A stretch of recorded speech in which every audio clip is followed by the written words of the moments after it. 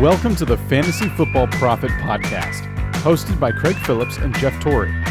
Visit us at fantasyfootballprophet.com. And now your hosts, Craig and Jeff.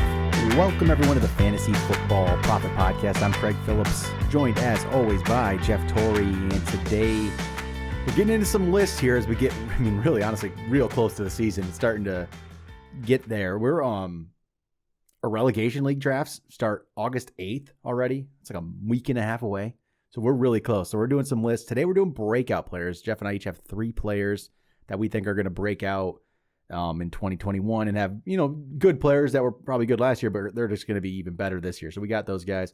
Before we do that, also, if you are in our relegation leagues, keep an eye out on your invites. I've been getting some out. If you haven't gotten anything yet to ask about which time you want to draft this year and you were in the leagues last year, go on Instagram and message us at Fantasy Football Prophet. Probably means you changed your name from last year and I don't have your info. So don't want to miss out. Get a hold of us. We'll get you hooked up.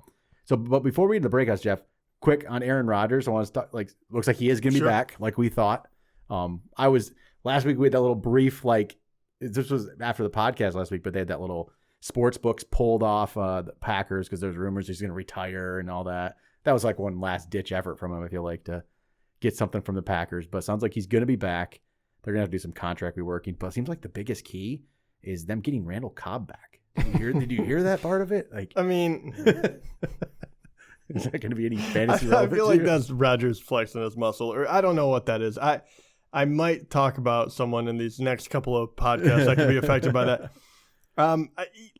Randall Cobb is on the later part of his career. He's going to be 31. He missed a bunch of time. I don't think that he is the holy grail to what really, the Packers missed out on winning a Super Bowl.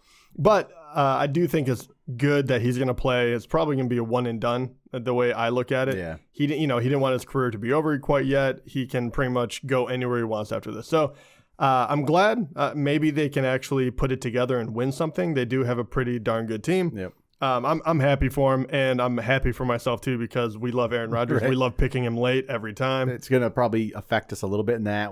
He's going to go maybe slightly earlier than we were getting him, but still. But in our drafts that we've already done, got a lot of Aaron Rodgers. Yeah, exactly. So that's good. So I feel good about that. Yeah, and Randall Cobb probably won't make much of a difference, but it sounds like this will be one last run. And him and Rodgers and Adams both posted the last dance on their Instagram at the same time of Jordan and Pippen. So yeah, well, that one that's definitely interesting. So they're both. I think they're both gone after this year. That's the wild one. Adams, you're kind of like, okay, Rodgers, but Adams, man, who is he going to go to? Is he going to be as effective if he doesn't go with Rodgers? It'll be interesting. That's going to be really, really fun to watch. All right, breakouts. We'll start 3-1. Who do you got? I'm going to start off with a tight end. We don't usually do that, but I'm going to go with Dallas Goedert. So he is a tight end you can get a little bit later in the draft, which I love. I also love his upside. He is a tremendously athletic tight end. There are some things that could scare people off here. I'm not going to lie about it like, hey, this is a guaranteed slam dunk. Not so much. Last year, he was hurt a little bit. Now you have Jalen Hurts behind center. We don't know how he's going to be. But at the end of the day, it looks like Ertz is going to be gone. He's still technically on the roster, but it's interesting now. Yeah, but he showed up to training camp. So either way, you don't want to lose that money. He's going to show up there, but they will save a ton of money if they cut him. I don't think they're going to cut him anymore. I would be surprised if they don't. But I think either way, even if he stays, I think Dallas Goedert is in number 1 there now. He's the future. He's a young guy. You have Jalen Hurts, you have Rager, you have Devontae Smith. Why keep around a guy that doesn't seem to want to be there and is going to cost you $12 million? I will never know. But even if they keep him, I still think this guy is the breakout one. I think he stays healthy this whole year, hopefully. And in 2019, with Ertz still playing pretty good football, this guy was the number 10 tight end, 607 yards, 5 touchdowns. Obviously, that was a different quarterback. It was Wentz. He threw to tight ends quite a bit. Will Jalen Hurts? I don't know, but I do think that playing 5 games or whatever it was last year will really help him out. He is deadly as a runner. I haven't seen him throw it down the field, which makes me feel even that much better about guys that run shorter routes. Well, here's the interesting thing, and the interesting rumor going around is Deshaun Watson to the Eagles. That's just if that. Well, if that did even better. I mean, he's a great He is a very good quarterback. We'll see how that plays out. It doesn't. I was expecting by now we would know Deshaun Watson isn't playing this year, and it hasn't happened yet. And he showed up to Texans camp.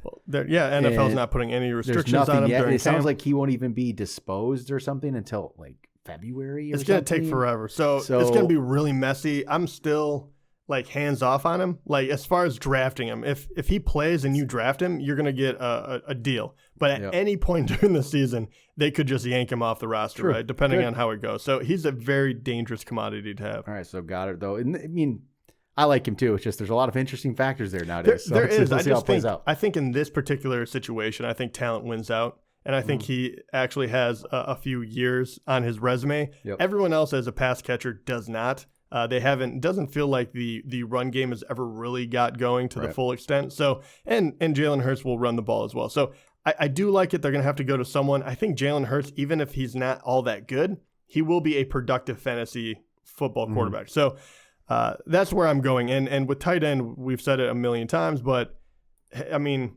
it's touchdown dependent, or you have one of the top three guys. I think Goddard might be one of the very few tight ends that could transcend and jump into that top tier. Yep. He's a solid pick. You don't have to get too early, which is nice. Yeah. Yes. Also doesn't make me feel too bad. All right. My number 3, Terry McLaurin. I know Jeff's not on the bandwagon. We've had this conversation before. You picked him as, what was that list? You picked him as, I remember now. Overrated. Yes. Oh, God. That's wrong, Jeff. That's wrong. So he finished 24th each of the last 2 years. We've gone over this before. Yeah. And last year, catches way up, yards up, touchdowns down. So that's what happened. I truly believe he's going to be a number 1 wide receiver this year in the NFL, which would put him from a very back-end wide receiver 2 to a wide receiver 1. I think you're going to see Terry McLaurin jump up there with Ryan Fitzpatrick as his quarterback and just really have a breakout season. It's going to happen. It's going to happen, Jeff.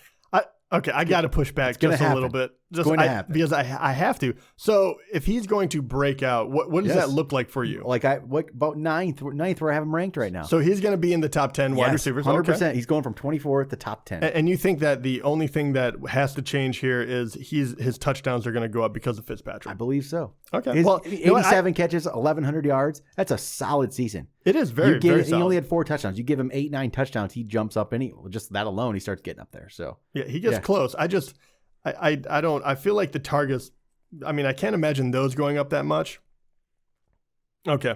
I just have to agree. We're not going to agree on this. Yeah, agree to disagree. But if he does go up in touchdowns, you'll be very, very close. So, okay, I can get behind it a little bit. Yep. All right. So my number 2, we actually have talked about this quite a bit and kind of always a secondary term, but my number 2 is going to be Travis Etienne. So a rookie running back, obviously running backs, when they're drafted this high, usually do make a difference immediately. You don't have to wait around for them too much.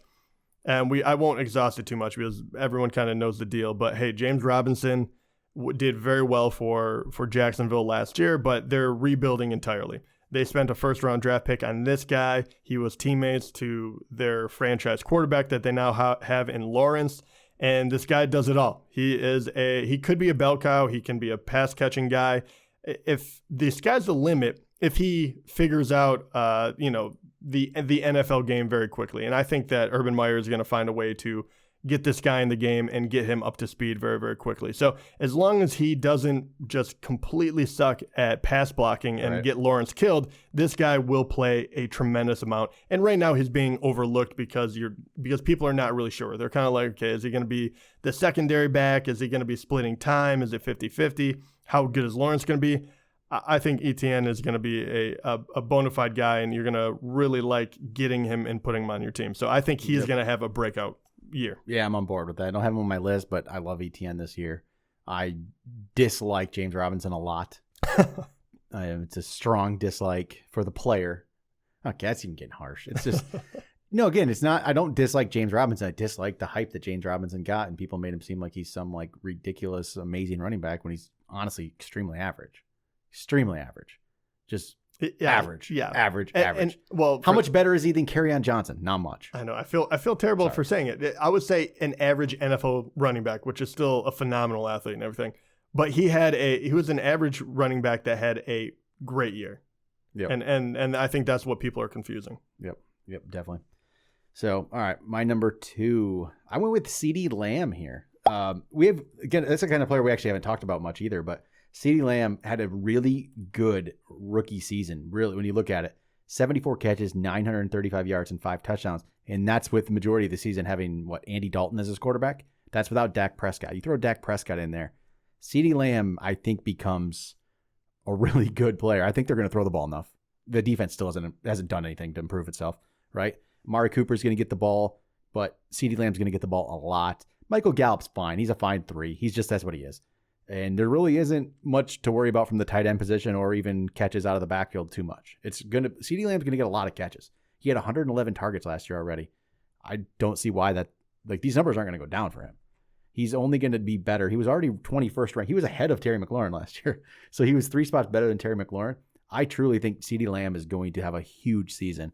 And I think people could be underselling it. Dallas is going to throw the ball around with McCarthy. McCarthy wants to throw it around. And part of the reason why Zeke, I just don't know what to do with him. And I feel like maybe even we're underrating Zeke, but then I think about how this offense is going to be, and I think they're just going to throw the ball around. So CeeDee Lamb, my number 2. Can't argue with that. He was on my short list, but he's already ranked so high that I decided to go with other places. But yeah, he's great. And we knew this coming out of college. Him and Dak obviously did well the first few games, but imagine that too is the one thing you didn't mention was he put up those numbers and he had, just to say it, poor quarterback play, right? Yep. You had Dak for 5 games, and then after that, no one that really was on point. Yep. So, it was very, very impressive to do that your rookie year. So 100%, you're not going to hear me disagree. Yep. Number 1, I've talked about him a million times, but I have to. DeAndre Swift. Yep. I think he's being overlooked. I think the guy has all the talent in the world, and I think they're pretty much going to hand it off to him as far as the keys to the kingdom, and he's going to be a cornerstone of what they try to do this year. Just to refresh your memory, if you are not already sick of hearing me talk about Swift, but last year as a rookie, playing second fiddle to Adrian Peterson, he had 114 rushes for 521 yards and 8 touchdowns. That is 4.6 yards per carry. And on top of that, the guy had 46 receptions for just over 350 yards and another 2 touchdowns. So he can catch it. He can run it. They beefed up that offensive line, so that shouldn't be an issue. And right now, they desperately need him because the quarterback has to prove himself, even though he was a number 1 overall pick coming over from the Rams. That's Jared Goff. And the guys he's throwing to are unproven as well. So I think everything just points to, hey, talent will win out, and this guy is going to be a bona fide star. So I think he is my number 1 breakout contender this year. I'm all on board with Swift. I didn't put him on my list because I figured you'd put him number 1. Yeah, and I'm assuming you have the other guy I decided not to put on my list because I knew you would say him. My number 1, J.K. Dobbins. Yeah. Obviously, I love the player. I love the situation. We seem to love the situation more than others. They really I don't know. People just don't seem to be on board with Dobbins getting the amount of carries he needs to make this breakout, but he only had, 134 carries last year. Still finished as the 17th best back with 134 carries. Why is he not going to get the Mark Ingram carries? He's going to get the Mark Ingram carries. He's going to get 200 carries at least. And it's going to happen. And it's going to be a big season. He had 134 carries. He had 6 yards per carry, 9 touchdowns last year in that. Gus Edwards. So Gus Edwards is a good player. Honestly, good. I like Gus Edwards. He's actually very solid, but he's going to be the number 2. He's not going to pick up these carries. Look at his first 3 years, 137 carries, 133 carries, 144 carries. That's about what Gus Edwards is going to do, right? And J.K. Dobbins, 200 carries plus, going to have a huge season, top 10 running back, honestly. I'm truly believing that. Yeah, I 100% agree with you. I can't fawn over these 2 running backs any more than I already have, but just to talk about what you were mentioning as well. You're talking about Mark Ingram in 2019, and we're talking about a 30-year-old running back, right? He had only 202 rushes, and he turned that into just over 1,000 yards and 10 touchdowns. So I will say this, he had a bunch of touchdowns, but this led him to be the number 8 running back overall. I think Dobbins right now, Ingram is a very good running back. Yep. But I think Dobbins, because of his age and where he's at in his career, he's a much more dynamic player, right? You're just more athletic when you're in your early 20s. Maybe he doesn't have 15 total touchdowns like Ingram did, but I do think he makes that up with yardage. And I think that, and with that as well, his receptions, he only had 26 receptions. Right. And I do feel very much, as far as it looks right now, that Gus Edwards and Dobbins are the solidified 1 and 2. Usually, when they were doing him, there was 3 that were playing. So I think Dobbins is going to get more than 200 carries. But anyway, I don't see why not. I just don't think this is a understand how. no-brainer. Yeah, I do too, and that's why I'm trying to wrap my head around what people are scared of. If you watched him last year, he has the talent, and you watch that offense, they're going to run it, and you don't need 300 carries in order to be good on this offense, because as soon as they go for Lamar and he hands it off, there's a giant hole waiting for you. Yeah. So 100% agree with you. This probably won't make much of a factor, but Gus Edwards is starting training camp on the COVID list. He's going to miss 10 games. Can't help him. Like 10 games? 10 games. 10 days. Okay, yeah. It's not going to do anything. It can't help him. It can't help him. No. So Dobbins get a chance to show off. Yeah, Dobbins is going to be the number 1. Yeah, so we'll be good. So, all right. Go draft J.K. Dobbins. Yeah. You won't go wrong. Draft all these guys. And the sad part is, there is actually a chance all the guys we just named, you have a shot at getting every single one of them. I think so, for sure. You can definitely pull off some of this. And, Swift is ranked 18th. Right now, Dobbins is 14th. You can get those guys, no problem. Actually, in one of my drafts, I did end up with Dobbins, Swift, and ETN. Yeah. And Dallas Goedert. I just didn't have McLaurin. I should have went and got him, You can easily pull that off. So, all right. That'll do it for Breakouts. We'll be back in a couple days with some more for you. Talk to you then.